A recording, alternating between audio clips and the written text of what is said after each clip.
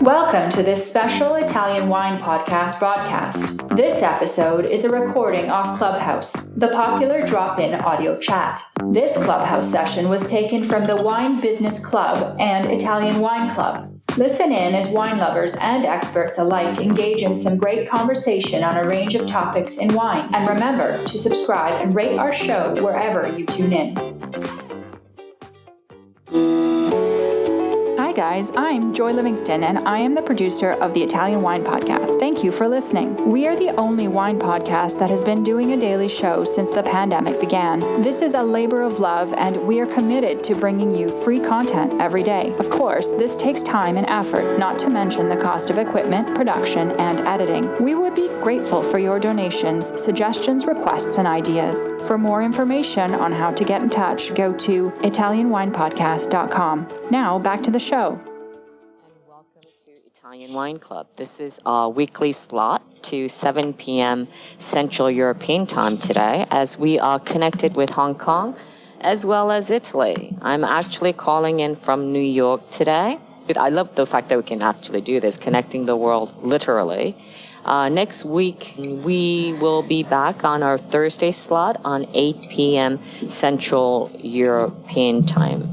Today, we are back with what I believe is the fourth installment of this series, Ambassadors Corner, where Italian wine ambassadors and wine lovers get a chance to interview their favorite Italian wine producer. It all starts Cynthia interviewing Alberto Tasca a few weeks back.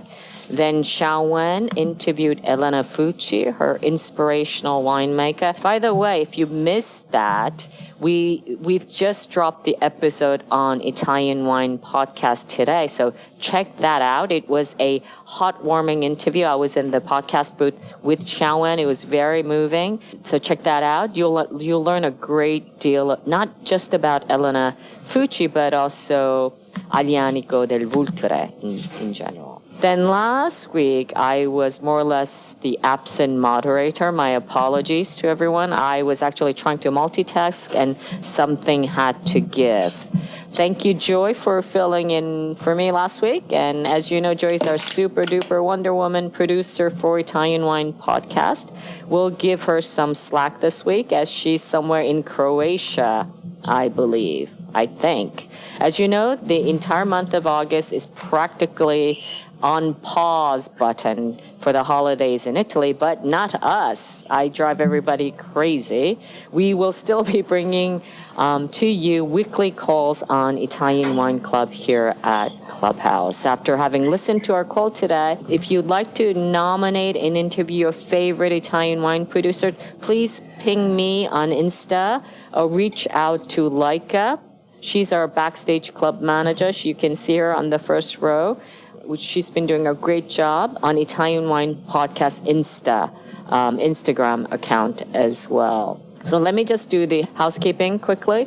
As usual, our gentle reminder is that this room will be recorded and maybe replayed on Italian Wine Podcast, or let's hope so, unless there are some snafus. While you're at it, we'd really appreciate your support if you can give a thumbs up and rate our podcast wherever you get your pods, whether it's, podcast on your iPhone or Spotify or SoundCloud, whatever. And if you'd like to make a small donation, because this is a labor of love, everyone is working very hard for this, even better. We've got 2 moderators today, or shall I say 2 ambassadors. I'm very pleased to present to you our guest moderators. For our call today, Alice Wong, our what I call Fedelissima, Vinitaly International Academy Ambassador from Hong Kong. She's an incredibly talented and smart woman in the wine world. Alice is a wine educator, wine writer, judge, and consultant, and a brave soul. She even managed to get herself to Italy in June. Of course, there was a small snafu with the tests, etc. She was quarantined when she was back. Just very, very dedicated to the Italian wine community, and we are really grateful for that. She also manages wine events. Now she has become she became an ambassador in 2018, and she is primarily based in Hong Kong. So she works with many Italian government bodies to promote Italian wines in Hong Kong. And I believe she had worked for the consortium of Alto Adige. She was their ambassador as well. And also, she received the Hong Kong Living Influence Award in 2020 for her achievement in the food and beverage industry. So very lucky to have her in our community and our call today. Ellen Kwok, her co-moderator, has a doctorate in chemistry, but on his bio, he prefers to drink wines with little chemical additives. I don't know what that means. I suppose he will explain that to us later as we get it into the conversation. He's currently the Master of Knights of Alba of Hong Kong delegation. So I guess, does this mean you've taken over for JC, I suppose? Yes. Yeah, okay, great. Congratulations. And the latest addition to the Italian Wine Ambassador certification, certified bona fide ambassador from Hong Kong. So, okay, on to you, Alice and Alan, and I will now shut up. Hello, Stevie. Good to hear from you. You're having a good time in New York. Actually, Let me get started. I'm in isolation because I saw my nephew Monday, and they were both vaccinated. They're twins, and they tested positive. So I'm on day 3. I actually will go do my PCR because on day 3 you're supposed to do it. I'm asymptomatic, but I've been isolated. So I'm in New York and doing a lot of Zoom calls. Oh, goodness. I hope you're feeling okay, and I hope the vaccination helped. Yeah, I'm fine, but it's crazy, this Delta variant. So take it away, Alice. All right, Stevie. So let me get started. When we first hear that the Italian Wine Clubhouse is doing this Ambassador's Corner and asked us to invite us to choose a producer to interview, and Ellen and I both first think about Stef. So we thought that Stef Yim had a very interesting story to tell. Let me share my story first with Stef. A couple of years ago, maybe 4 years ago, my dad came home one day and told me that, I had a dinner tonight and I met with a wine producer and we became friends, and he invited me to his winery in Italy. And I was like, no way, Dad, I'm the one in the wine industry. You're not. How would you meet a wine producer that I've never heard of? And he went on and added extra information. I was born in Hong Kong. He's a Chinese winemaker. I said, no way, I've never heard of that. He must be joking with you. And then I left that conversation. And a few months later, I went through other friends who told me the same story. And that's when I realized it was true. And I found it interesting because over the years when I've known Stef, every so often we will come across the same story that people wouldn't believe that there is a Chinese winemaker in Italy. And so we thought it was quite a brave thing to do. And I imagined how the things he had to come across and overcome to be successful in promoting his winery. Just like when I teach Italian wines, sometimes I would come across Italian students, and I got a feeling that they must be thinking, who am I to teach them Italian wines when I'm Chinese and very Italian? So we thought it must be a very interesting story to listen to from Stef, how he overcome the cultural differences, being a foreigner, so to speak, in Italy, and become so successful these days with all his wine portfolio in Italy. I don't think he understand or speak Italian that much when he first moved to Sicily. So that was the reason that we chose Stef today to be our guest, because we want to listen not only to his philosophy in winemaking, but also the interesting story of how he overcome all these things and differences to do well in his business. And let's Alan introduce more detail about Stef's winery. So hi everyone, bonjour. So Stef actually was born in Hong Kong, and then he moved to LA to work as a sommelier. And then he never imagined to produce his own wine until 2009. And then I think he was in a blind tasting. And then out of 10 wines he tasted, 2 of them he ranked first and second are both from the volcanic soil. So he starts to look for like volcanic soil around LA, and then he found that in Lake Lake County. And he started to make wine part-time in Lake County before he moved to Europe. And he made wine in France and also in the Canary Islands. And then he was looking for volcanic soil in Italy. And of course, as we know, there's only a few places with living volcano. And so he finally settled on Mount Etna. And it was very brave of him to purchase his own vineyard in 2014. And he started to make the wines.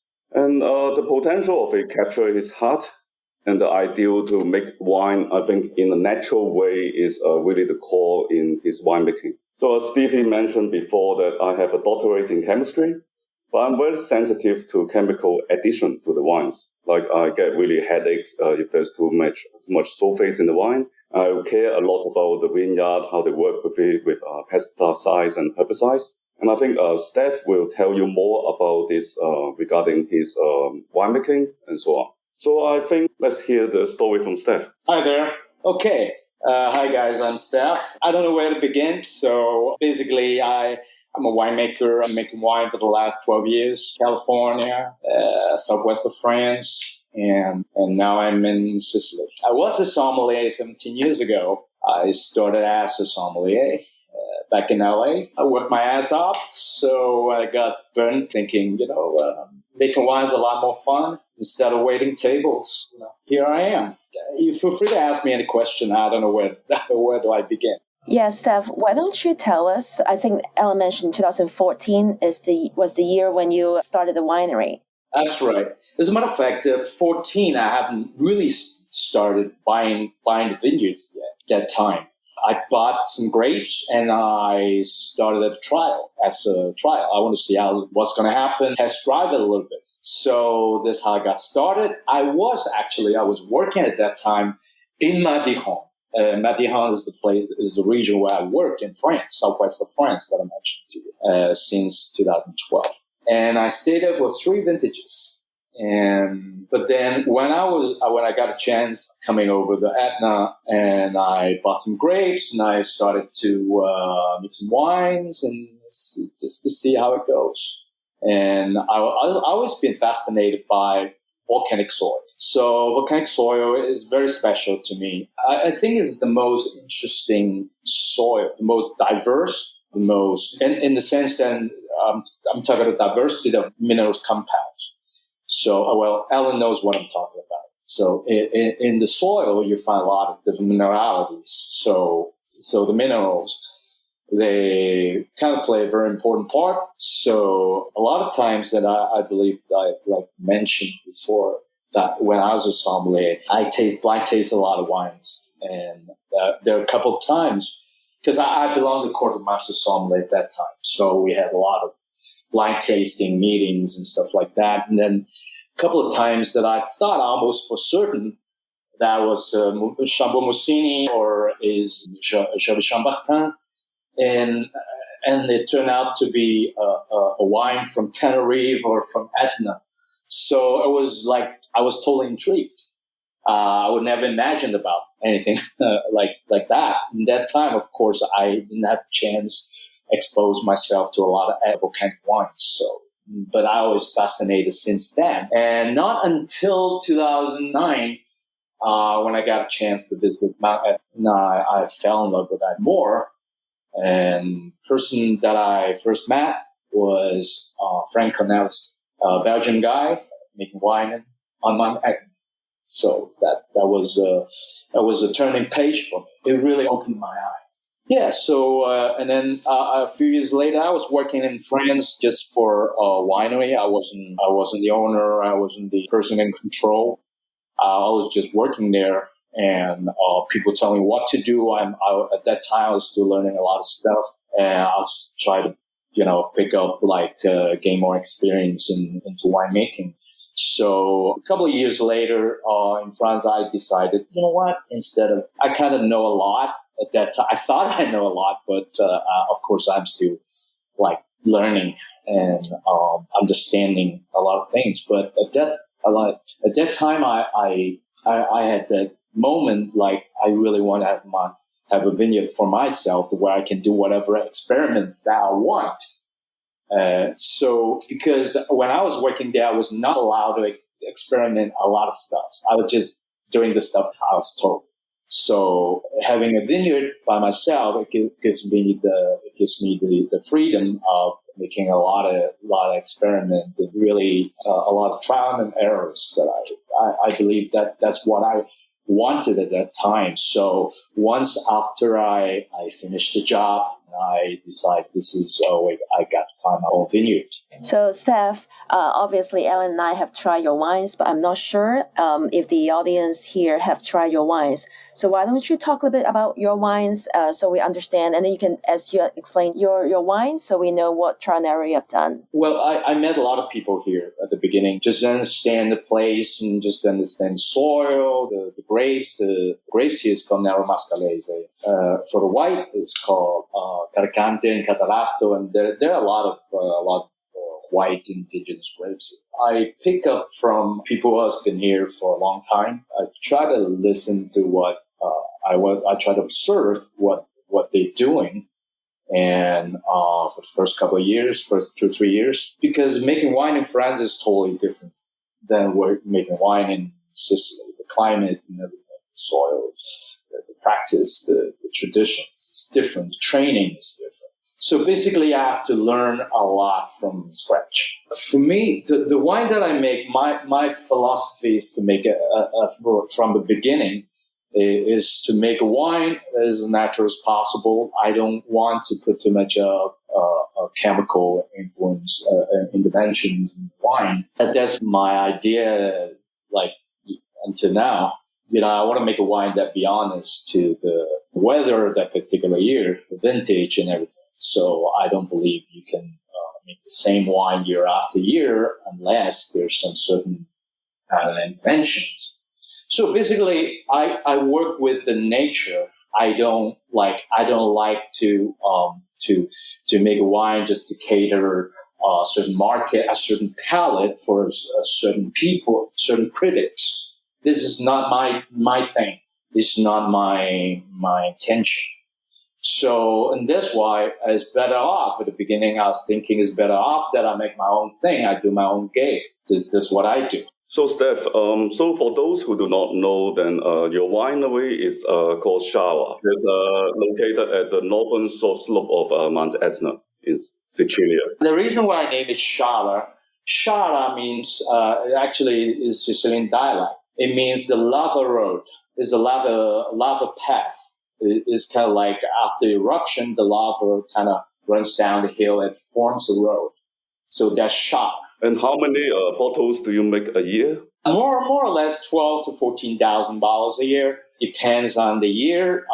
Like I said, I work with the nature. It depends what nature gives me. For example, for 2021, I have no idea how many kilograms of grapes I'm going to harvest, because the weather could change like all of a sudden last minute. So I couldn't tell you, but the thing that I can tell you is we spent a lot of time to nurture the vines, the land, and we do everything we could to make the best out of the land, the vines. So with a lot of effort, I believe in order to make a real good wine, it starts from the soil. It starts from the vineyard, not in the winemaking process. That's what I believe, yeah. Can you tell us how many white wine do you make and how many red wine do you make?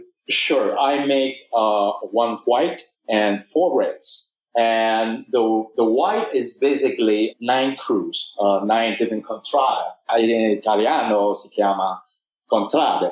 Contrada is almost like, it kind of like the French call it cru, but not as tiny as, not as definitive or not as small as a cru, but a little bit bigger. It's more like a climat. It's like a climate. So each contrada has a different climat. You see what I mean? So to me, I think the most intriguing thing for me is one of the reasons why I decided to buy a vineyard here at the first place, because of the diversity of the microclimate, or microclimate. So I got 9 of that, because one of them is kind of same right next to each other. So 9 to 10 vineyards that I got, and they're all from a different location. So you have some of the most famous Contrada on Etna, like Taccione, Chavanova, Freddo di Mestro, Monte Dolce, and so on. But you decide to label your wines not according to the Contrada, but according to the altitude, isn't it? And then when I first start to drink like Mount Etna wines, then I have the bottles from like Gace, and then he labeled his wine like Quota 600 or Quota 1000, but he stopped to do that, and then he went back to the single like Contrada bottling. Is there a reason why you decide not to name the wines like Etna Rosso, according to the Contrada?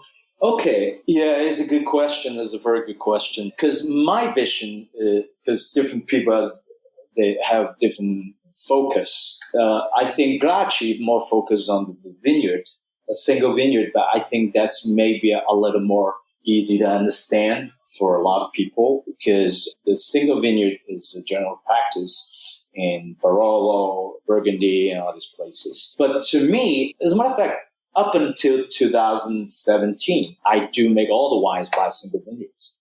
It's just that I acquired over the years, for the last 6 years, I acquired more vineyards. And I decided, I'm going to make a wine with balance based on the same altitude.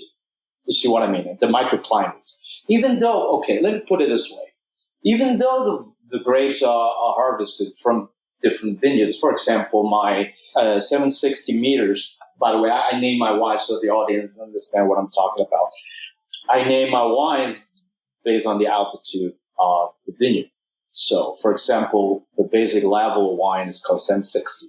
So 760, basically, I make a wine around the 760 meters above sea level. So we talk about meters, not feet, okay? Because that's a little bit different from States. I think you use with feet there. So, but in Europe we use meters. So my entry level wine is called 760. So the vineyard, they're blend since 2018. I do a blend from 2 vineyards. One is called Cru Taccione, and the other one named Chardonnay is the name of it. That means new lava. There's nothing to do with the name of the wineries that you just heard. My winery is called Sciara. This vineyard is called Charanova. Charanova means a new vineyard. It's just a name. So since 2018, I blend 2 plots together during the final blending because I think the soils is almost identical. It's exactly the same, as a matter of fact. They're about 40 to 50% rocks and 30-some% sandy soil. And the rest are ashes on the topsoil. So the Canary is called volcanic ashes. So these, this composition are pretty much the same among these 2 vineyards. So I decided to blend together because the microclimate, they're very close to each other. They're only like 3 minutes away. And they're almost at the same altitude. One is 730, the other one's from 750 to 770. So, and when it rains, for example, if you get the humidity, the rain that happened in the Taccione, and you certainly got the rain in Chardonnay. But prior to 2018, like 2015, 15, 16, 17, I only make a single vineyard. There's another wine, a little bit higher, it's called 980. The name of the wine is called 980. As you can tell, that vineyards are situated at a much higher level. It's 980 meters. So since 2018, the wine is blended the same proximities from 3 different locations within the same proximity. One is called Carana, Monte Dolce, and Bababec. Again, they're pretty much the same microclimates. So, and the same type of soil. It becomes more sandy. The color changes a little bit, and you find a little bit darker color among all these 3 vineyards. So it's quite interesting. So it is along the strip of Quota 1000. Quota 1000 means 1,000 meters. So there's a row on the mid-level of the mountain where you see all the vineyards along the way. So that's called the quarter lift, yes. So, Steph, is that the highest altitude one that you have, or you have something higher? No. So I got like from 760 considered the lowest, but is definitely not the least quality. It's just that the vineyard I named it is just it's just the altitude of the vineyard. So we have 980, and then we have another one's called 1,200 meters. And the 1,200 meters wine that actually coming from a single vineyard, it's called Contrada Taccione, and that's the highest on Mount Etna right now. As a matter of fact, that's the highest. I believe this is the highest vineyard in Italy or even in Switzerland. I'm pretty sure for red varieties. Don't hold me back on that. I'm talking about red varieties, commercially made red variety wine that considered the highest in Europe. It's 1,200 meters. Yes. So that goes into the bottles named 1,200 liters. So it's a single vineyard, yes. So, Steph, can you tell us, as you go up in the altitude, like what is the main taste difference? The main taste, okay, the higher you get, the more elegant the wine, the less tannins you have, just to make it more simple to understand. But it doesn't jeopardize, we're not saying throwing away all the complexity and all that.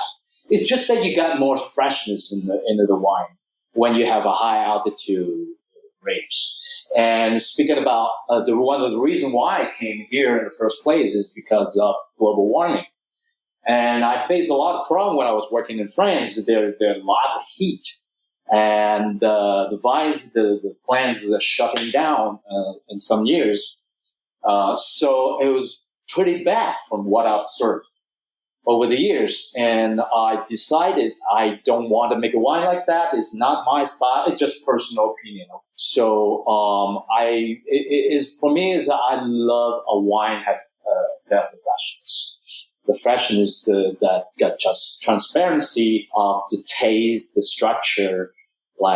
So I most of the time, to my experience, it's pretty hard for me to find that in the lower ground, in the lower altitude vineyards, so to speak. So, and that's why I reach out to a higher altitude. So you mentioned earlier, right? The reason that you started your own winery is so that you can do some trial and error and find a way that you really can show the wine without interventions, but reflecting that vintage and the terroir.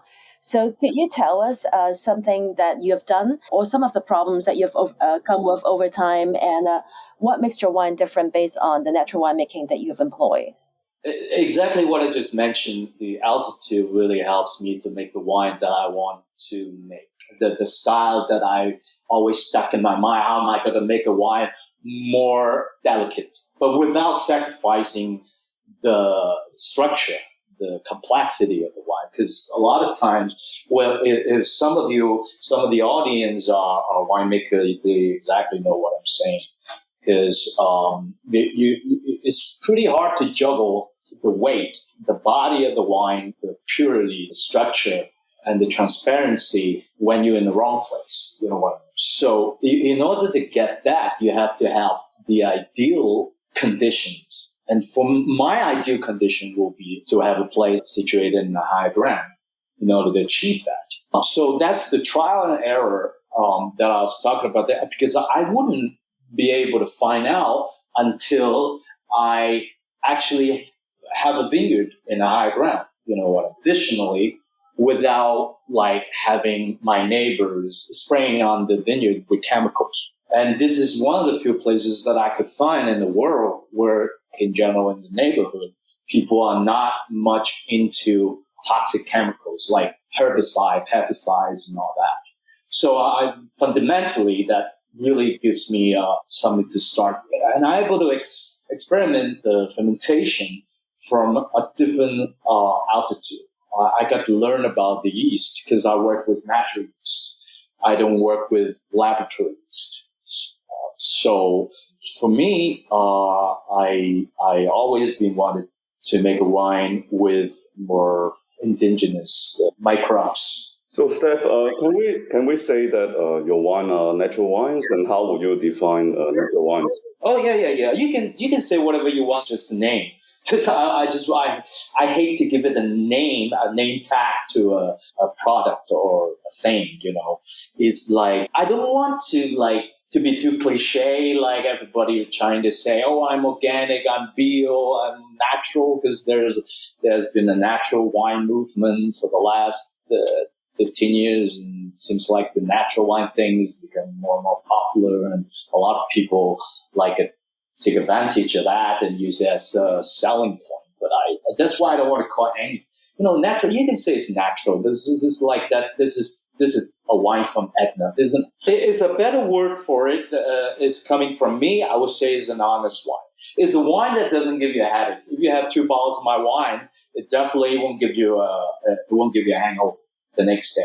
That's for sure. I think that's how you and Alan became best friends, right? Because he get headaches from that wine, and he drank yours, and he's fine. So, Steph, can you also tell us about your white wine? Because I know it is not made the usual way, but you age it a different way with a little bit of different intervention. Yes. There's almost no interventions at all, and basically, like I said, I like to play around with things and experiment quite a lot. And the white wine was my very first attempt. As a matter of fact, for the last 12 years, I only been making red wines. I never made a white wine in my life until 2018. Believe it or not. It's a shame to say that, but it's just that I don't want to make a white wine until when I was ready. When I first settled down here, I got a lot of chance to pick the white grapes, but instead I decided not to do it in the early stage because I knew that at that time I wasn't ready. I don't want to just make a wine because I have to make a white wine because everybody else got a white wine. I want to make a white wine when I'm sure, when I kind of know what I'm doing, when I kind of know which direction I'm going, when I kind of know the blueprint of the wine that I want to make. So this is the way that I do things. So that's why I didn't make any white wine. But your white wine is a blend of Cavalcante and Colorado, is it? But then we see in the market, like a lot of people market pure 100% Cavalcante. It's almost always more expensive than blend. And then you always, what is your take on that? Well, I'm more like a pro-blend guy in terms of the Etna Bianco. I don't like, this is just my own palate. Actually, what does each grape variety gives to the wine? So please explain what is in your blend first. Sure. Okay. I'm not very good at explaining things, but I do my best. So, like I said, I'm a pro-blend guy on the Bianco, and I don't believe, just my personal opinion, for a single 100% Carcante will end up a wine that I like. It's just my personal taste. It's nothing more than that. Just my personal opinion.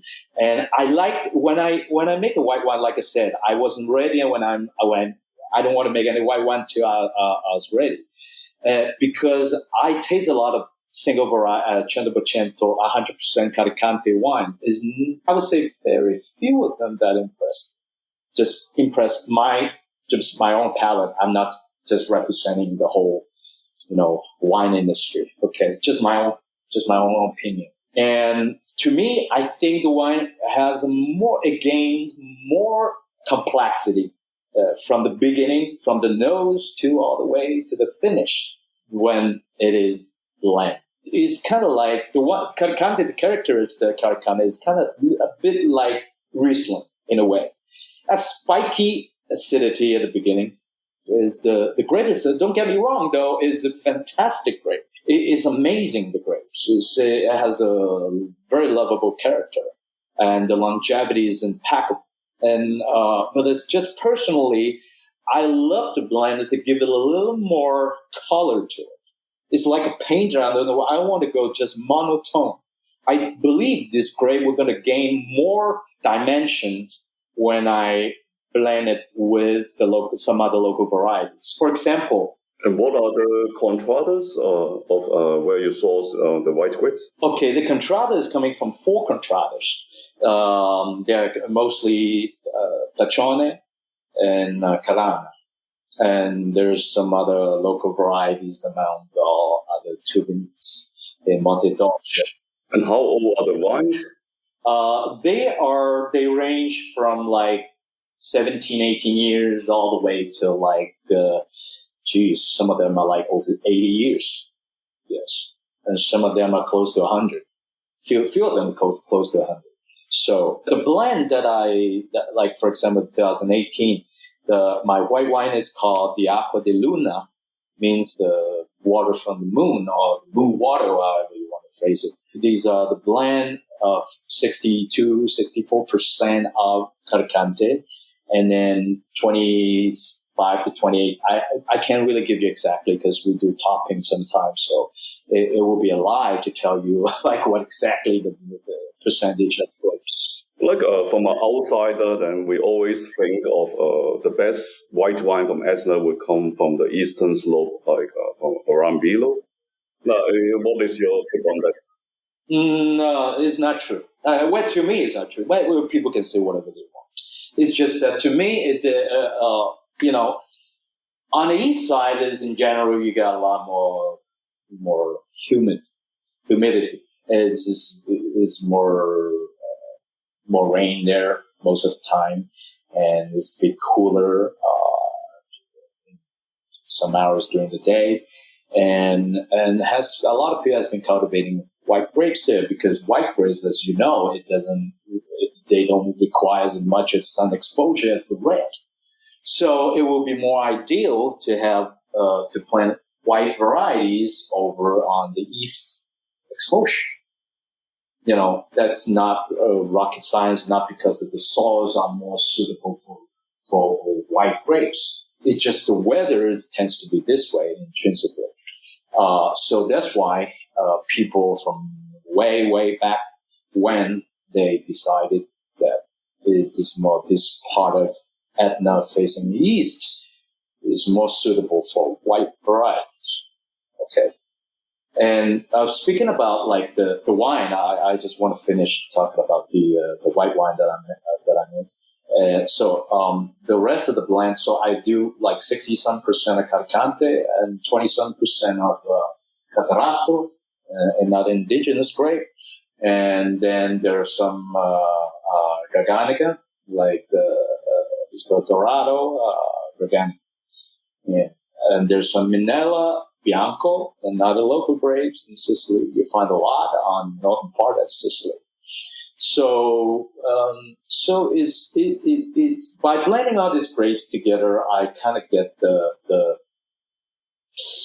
chemistry that I want, so to speak.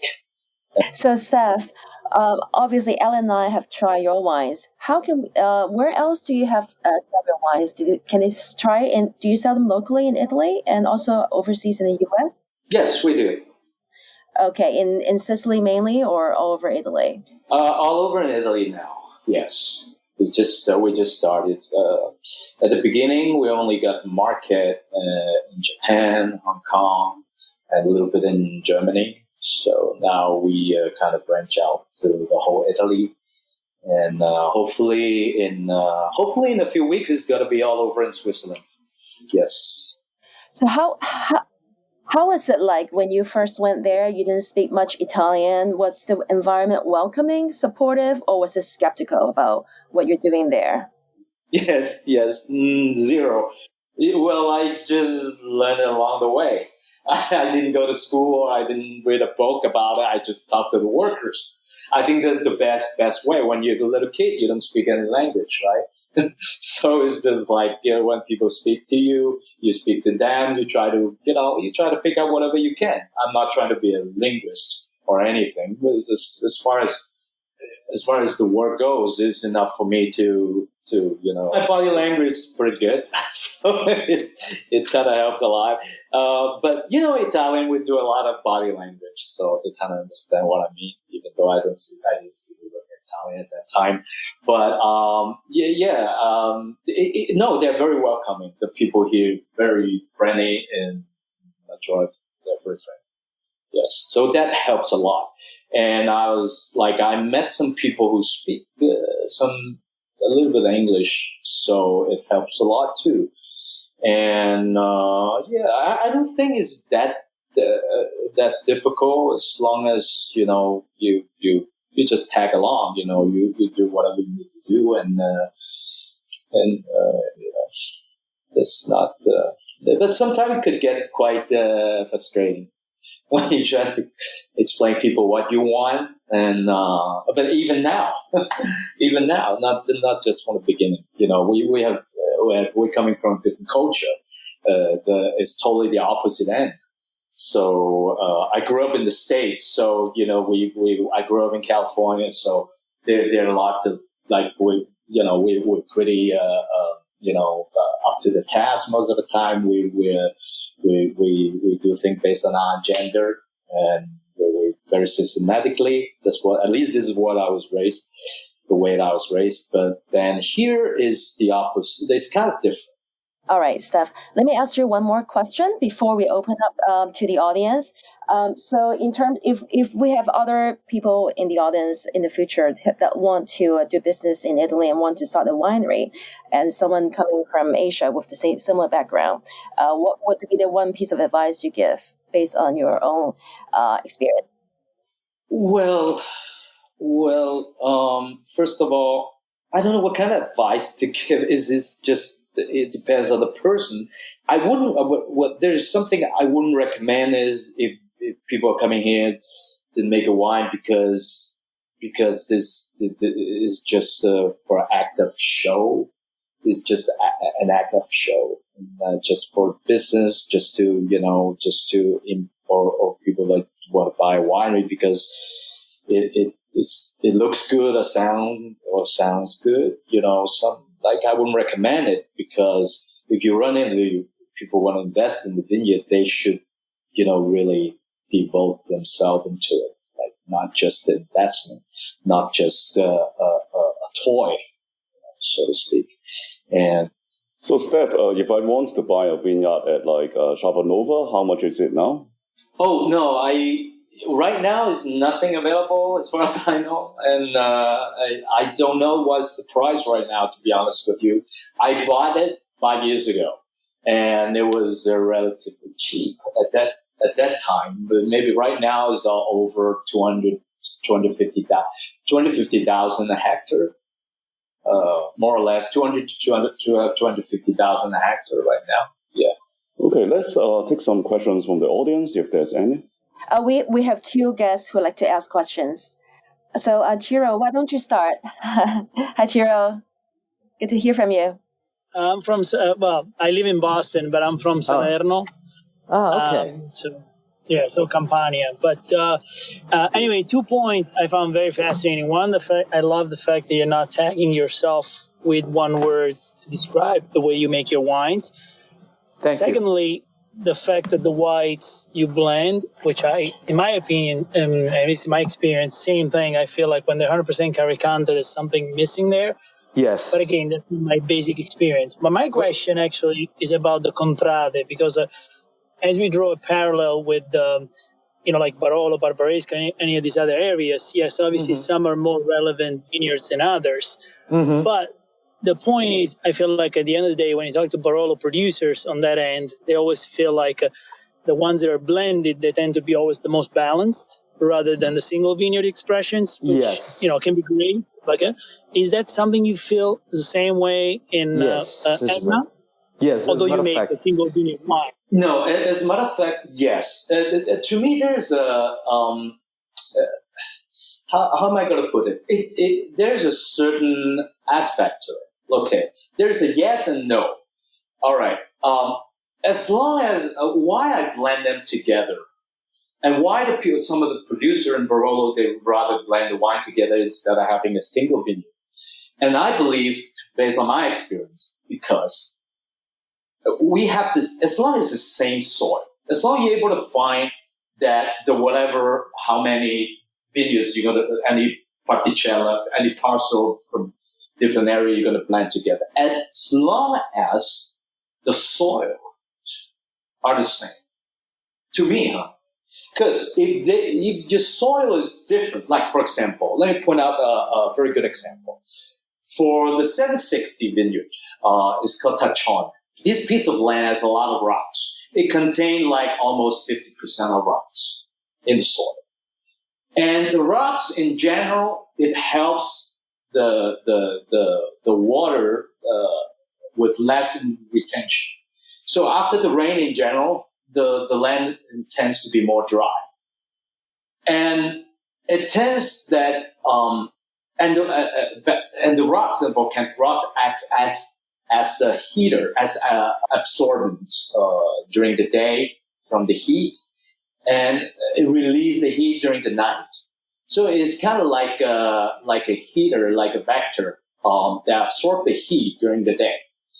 And this kind of soil, kind of similar to the rocks over in Châteauneuf-du-Pape. And I wouldn't like to blend this kind of wine because this kind of wine in general you will have more suppleness. It tends to develop more tannins into the wine. So I wouldn't want to blend this wine with a wine with the more sabbioso, a more sandy soil. Because sandy soil has more water retention and is more moisture in the land, and the grapes, it tends to be more elegant in a way. So if you blend that, it's like a crash. It doesn't really work. It's like a yang or yin.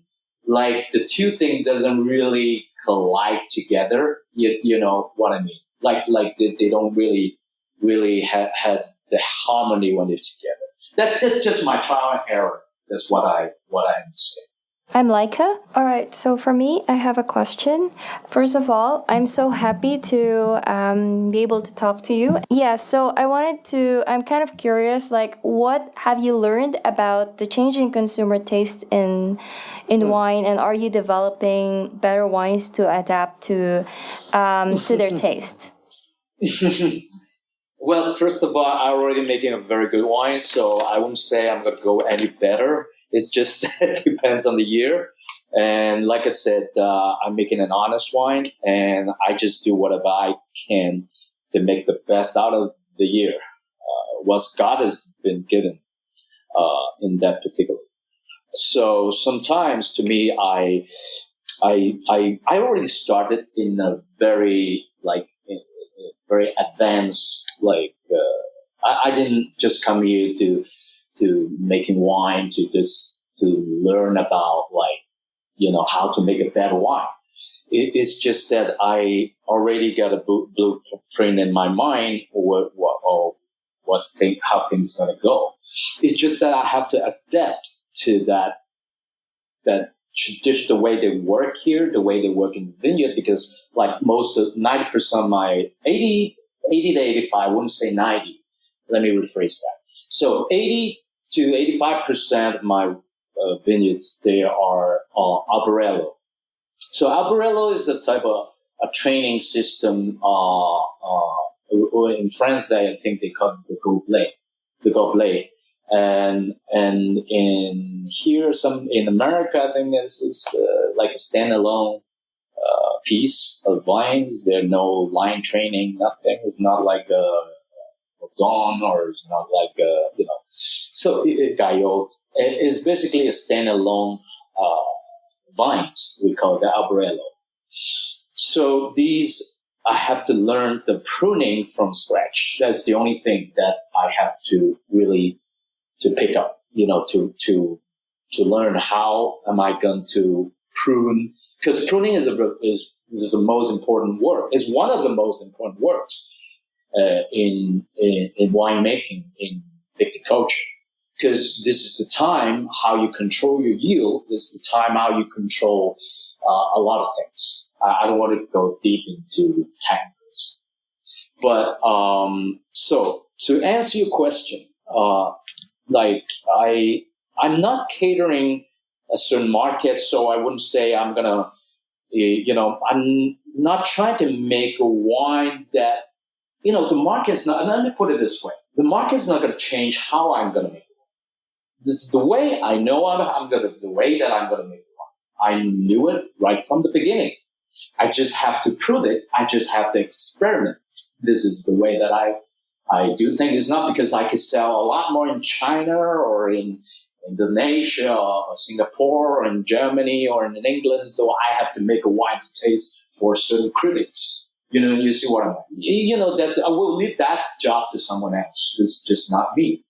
And it's not my gig. It's just that I'm doing a wine that will speak for itself. The originality is very important. Every single year, I'm thinking about how am I going to tell the story of this particular year of the vintage.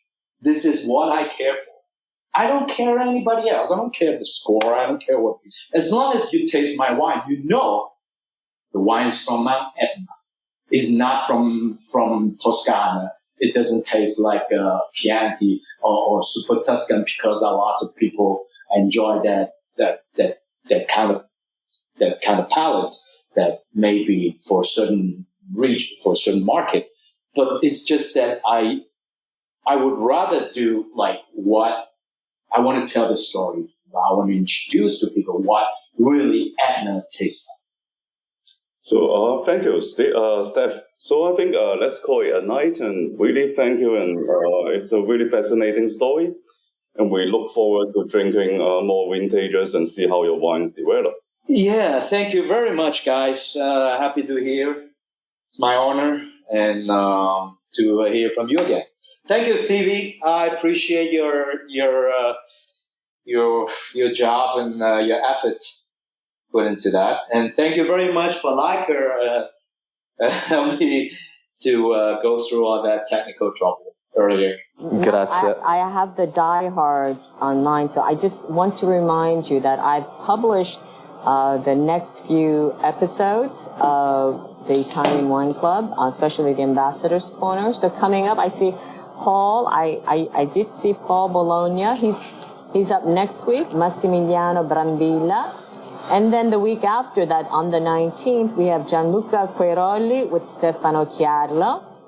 The week after that, on the 26th, we have Jody Hellman with Enrico Della Piano. And then we have Cynthia Chaplin with Ilaria Takis. Of course, Ilaria is the daughter of Giacomo Takis. She actually has a winery, so Cynthia will be talking about that. And then Hugh Priest comes with the big name Ariana Occhipinti, and that's on the 9th of September. Wow, there you got a lot of nice stuff going on at the pipeline. Yeah, cool. So that's it for now. And that's wonderful. Goodbye and arrivederci. See you next week. Arrivederci. Ciao.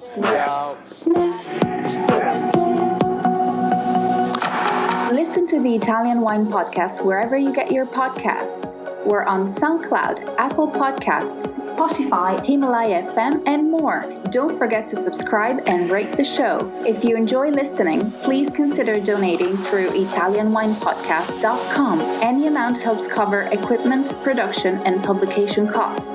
Until next time, cin cin.